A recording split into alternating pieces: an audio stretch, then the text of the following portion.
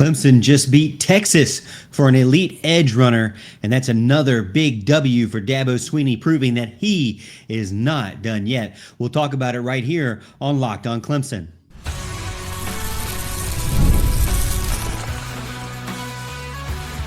You are Locked On Clemson, your daily podcast on the Clemson Tigers, part of the Locked On Podcast Network, your team every day. What's up, Tiger fans? Morgan Thomas here, Clemson fan, Clemson grad, host and producer of Locked On Clemson, and part-time host and producer over on 105.5 FM, The Roar.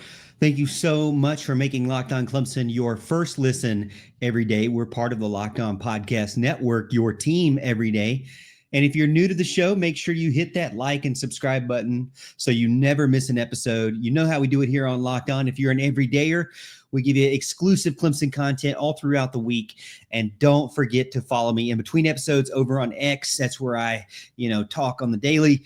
We can talk all things Clemson whenever and however you want. This episode is going to be jam-packed, and it's brought to you by Monarch Money. Take control of your finances with Monarch Money. Use code LOCKEDONCollege at monarchmoney.com for 50% off your first year. And I got to tell you right now, Clemson just stole Dre Quinn from Texas. Yeah, that's right. The Longhorns, who we were told had the lead, the big team in the SEC, the big team of the state of Texas. They made a strong push.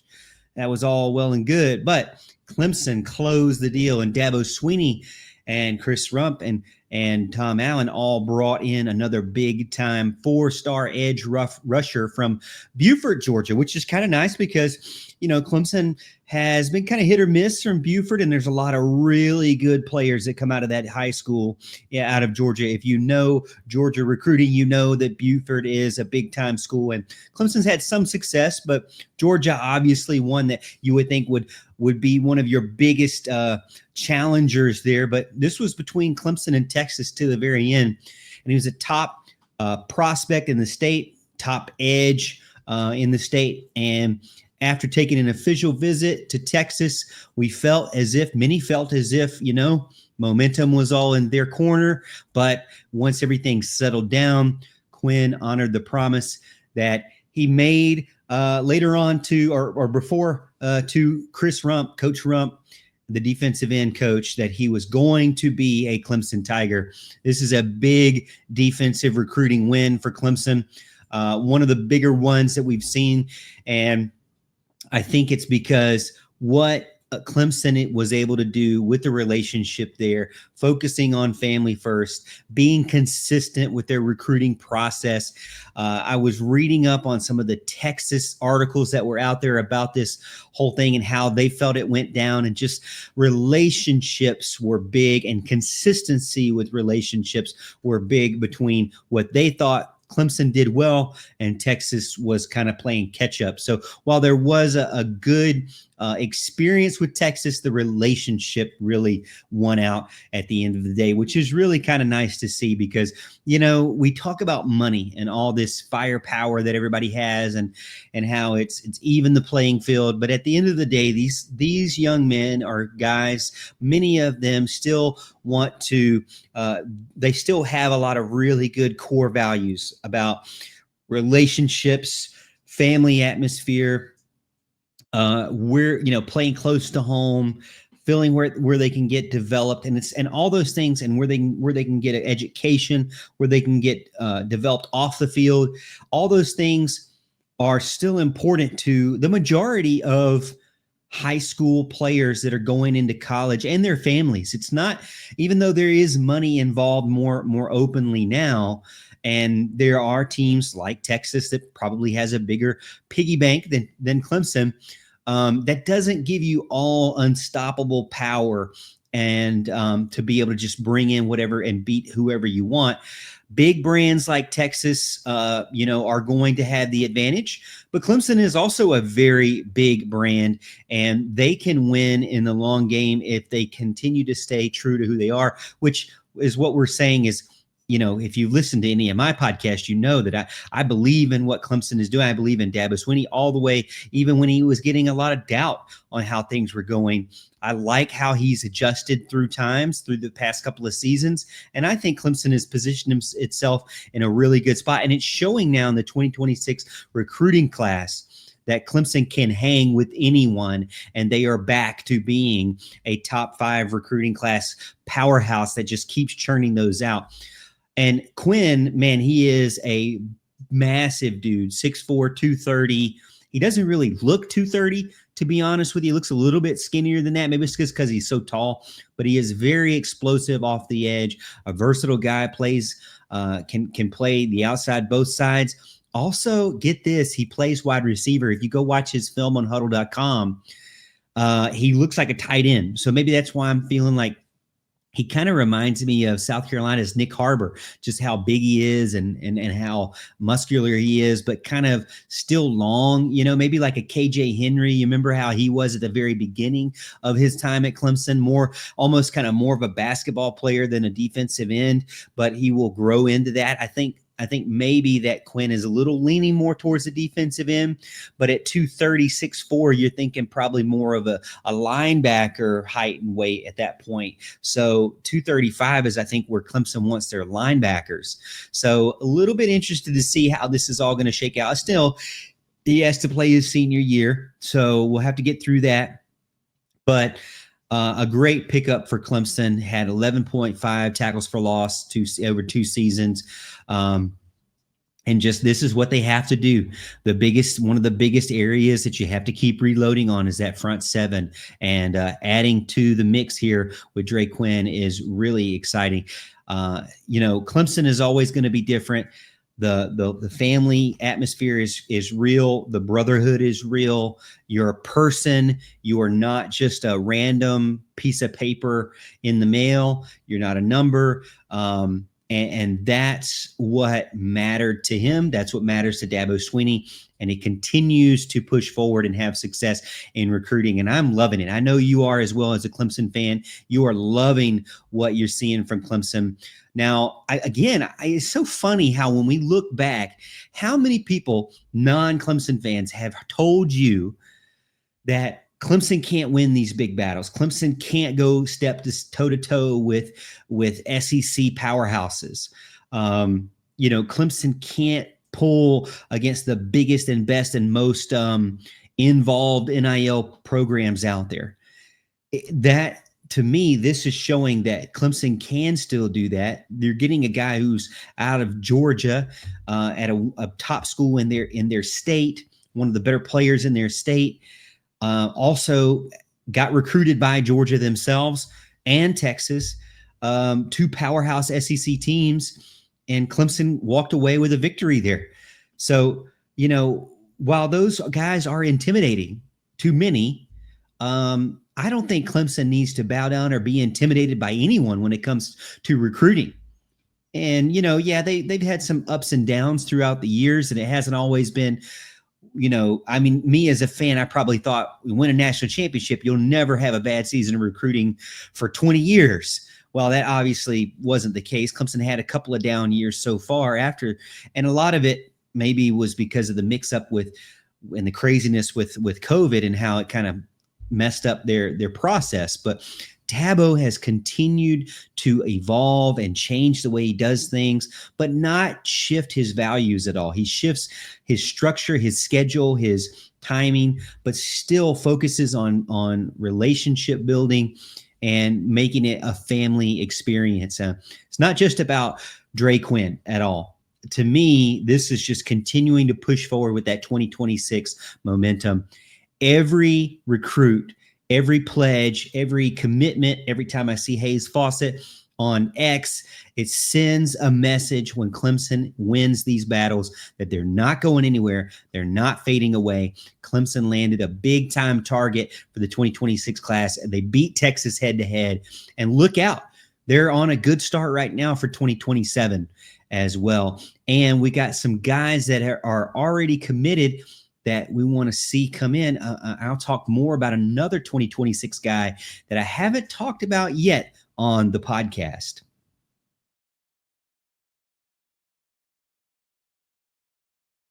Ever check your bank account and wonder, where did all my money go? Between dining out, online shopping, and entertainment, it is easy to lose track. And that's where Monarch Money comes in, your personal CFO, giving you full visibility and control over your finances. Monarch Money isn't just a budgeting app, it's a complete financial command center. You can track all of your accounts, investments, and spending in one place. So you stop just managing your money and start building wealth. You know, I've told you about Monarch Money and how it's helped me collaborate, and bring your personal finances together. Even if you have separate accounts, I get it, even though I'm against that. But if you're not, even if you have separate accounts, you don't have to have separate goals. And that's what's really cool with Monarch Money. You can collaborate with your spouse and stay on the same page, not having any stress. You can take control of your finances with Monarch Money. Use code LOCKEDONCollege at monarchmoney.com for 50% off your first year. That's monarchmoney.com for code LOCKEDONCollege for half off your first year.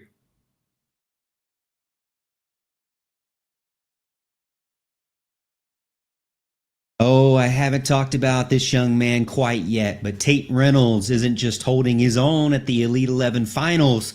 He is one of the better quarterbacks out there, and he continues to go up the leaderboard. And you remember just many years ago, Cade Klubnik went into the Elite 11 and really showed the nation how good he was. And he is back there doing the same, showing off his arm strength, his talent, his accuracy. One of the most accurate quarterbacks that's ever gone through the Elite 11 challenge. And Tait Reynolds is up there as well, holding true to the Clemson name in the Clemson quarterback room. 2026 commit is also doing really well. Built like an absolute stud ball player. He's like a little bit of a football player, baseball player, but an elite athlete all around, and a gunslinger, as we're seeing, because he is turning heads up there. A lot of analysts and experts are coming out and saying, hey, wait a minute, there's not going to be that much of a fall off after you get Cade Klubnik out the door and graduated to the NFL. You're going to see Tait Reynolds take over the reins. And that's one thing that I've kind of said was a big question mark for me post Cade Klubnik. Would it be Christopher Vizina? Would it be Chris Denson? Would it be someone else that would take over? I had some of my friends telling me, you know what, Morg, I think this is the time where Clemson is actually going to dip into the transfer portal and pay big money. And I said, I don't know. I don't know. I don't know if Dabo Swinney is that guy to go into the transfer portal and blow a ton of money on one player, quarterback or not, need or not. I just don't see that from Dabo Swinney. And maybe he doesn't even have to worry about that because of the evaluation and the recruiting that he did this past season. Tait Reynolds, 2026 quarterback, big time elite baseball player, elite football player, built like, a massive athlete. I'm telling you right now, he has put the rest of the country on notice, and I was a little bit of a sleeper on him as well. I didn't know what to expect.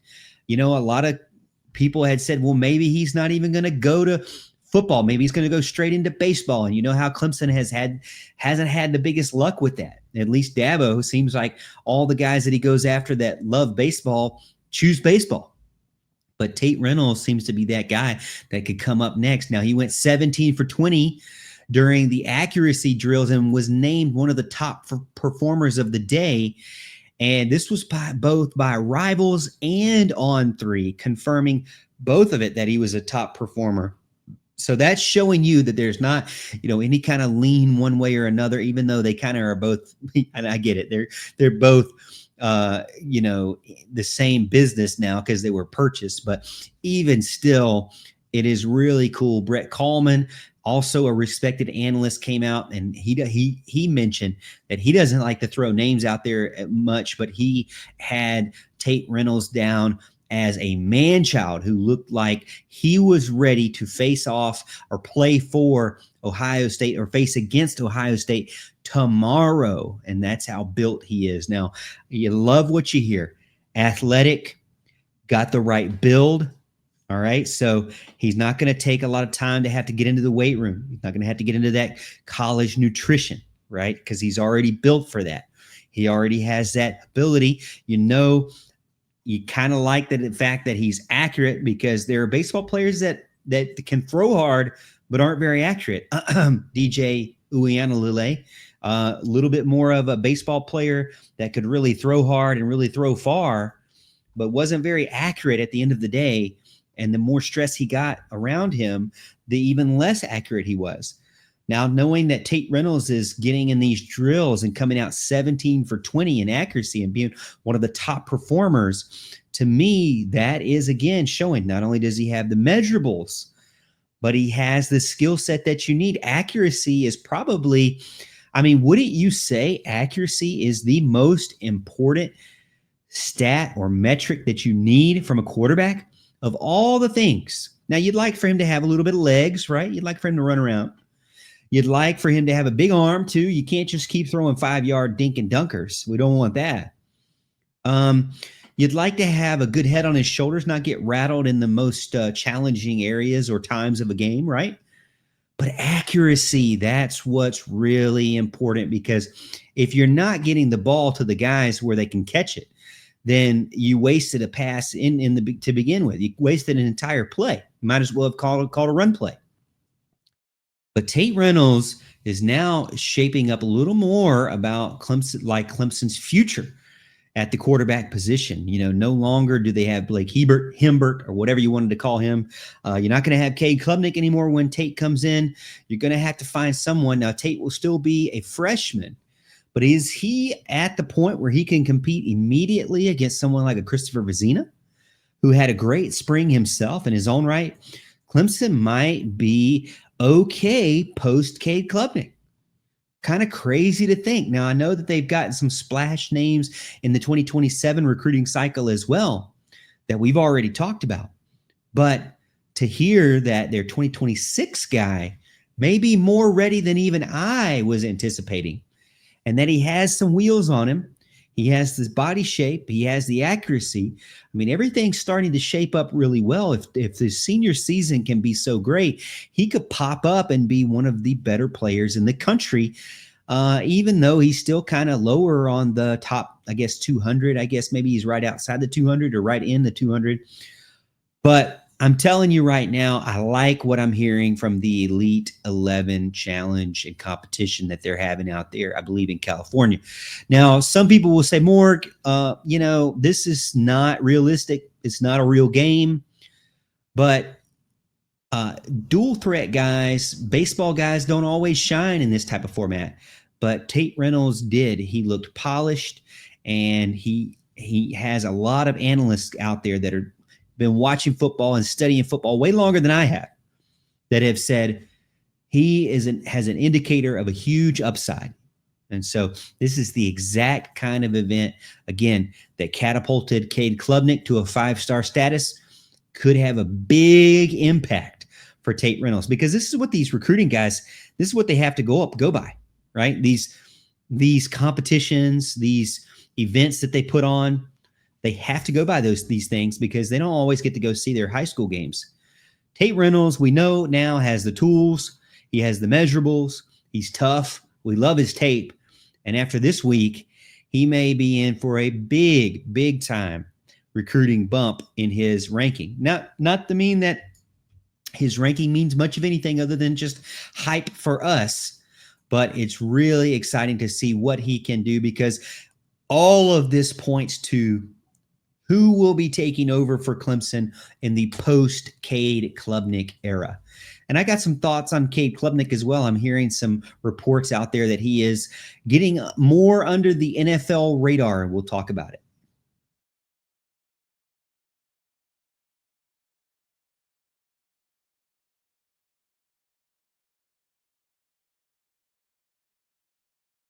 I'm hearing that a lot of teams out there are looking at the possibility of Cade Klubnik coming up in the 2026 NFL draft. One of those teams that just recently put out an article, or one of their fan sites put out an article saying that the LA Rams may be trading back and maybe looking to get some extra picks, and they may be looking to they traded back this year, and they may be looking to trade them out and get and trade up now in the next year, 2026, to get a first-round quarterback in 2026 because Matthew Stafford is getting older. Now, I hate to say this, but he's 37. I'm 38. So, I think that there are going to be plenty of teams out there that are looking for what's their next option at quarterback. And the Rams need a plan. And maybe Cade Klubnik is part of that plan. I can't actually believe that Matthew Stafford is 37. I'm 38. I mean, I'm sitting here thinking about it. He graduated before me. And he graduated in 2008, went on to or at least he was his last year was in 2008 because he was with the Detroit Lions in 2009. I guess maybe he's a little bit younger than me. I don't know. Maybe he's end of this year. That's probably what it is. He's probably end of this year. No, actually he's February of 1988. So anyways, all right. So the Rams need a plan, and Cade Klubnik seems to be one of those guys that they're looking at for the possible future.